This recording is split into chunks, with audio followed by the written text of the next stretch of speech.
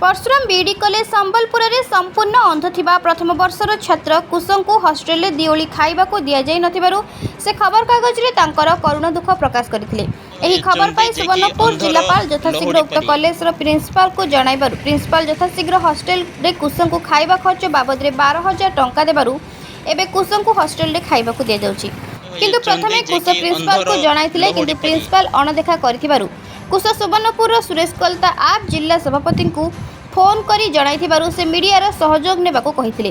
कुसुम साहस तांको सफलता जोगाइदेला। एही खबर सुनी सुवर्णपुर जिला आम आदमी पार्टी जिला सभापति सुरेश कलता परशुराम बीडी कॉलेज को जाई कुसो कॉलेज कर्तृपक्ष हॉस्टेल को जाई तदंत करी कुसर सब सुख दुख बुझिथिले।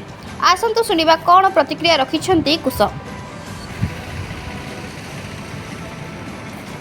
Bureau report the republic Odisha 24। भाई ना जे कि जड़े संपूर्ण अंध से परशुराम मिश्र बीडी कॉलेज रे आज को प्रथम वर्षर छात्र से यही हॉस्टेल पाठ पढ़ुची।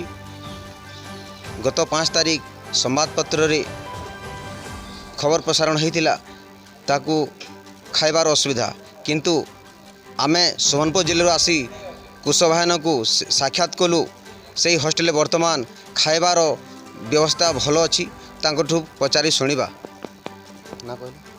नमस्कार मो अनाथ अंध कुश भाईना ग्राम मोर तेलीबाली ग्राम पंचायत केंजरियाबाली पंचायत समिति बीरमहाराजपुर जिला सुवर्णपुर परशुराम मिश्र बीडी कॉलेज रे प्रथम वर्ष विद्या अध्ययन करुच्ची। मोर खाइबा खर्च मेस असुविधा थिला किंतु सेरा जानी सुवर्णपुर जिलापाल एवं अध्यक्ष कॉलेज अध्यक्ष विचार करी एवं मोर समस्त सुविधा करिसंती। मो आराम रे खाउची एवं भविष्य रे मु गोटे शिक्षक हेबार मोर लक्ष्य अछि। ग्रेवेन्स रे जिलापाल को मु साक्षात करिथिली किंतु जिलापाल टाइफन व्यतीत अन्य किसी सहायता करे जाई परिबो नाही बोली कहले किंतु यह कहली मुझे सुरेश कलता जे कि जिला सभापति आम आदमी पार्टी से मैंने कहले जिलापाल को जिलापाल किसी देले पैसा तापर से पैसा रे मो नाम लिखाइली एवं पाठ पढ़ुची।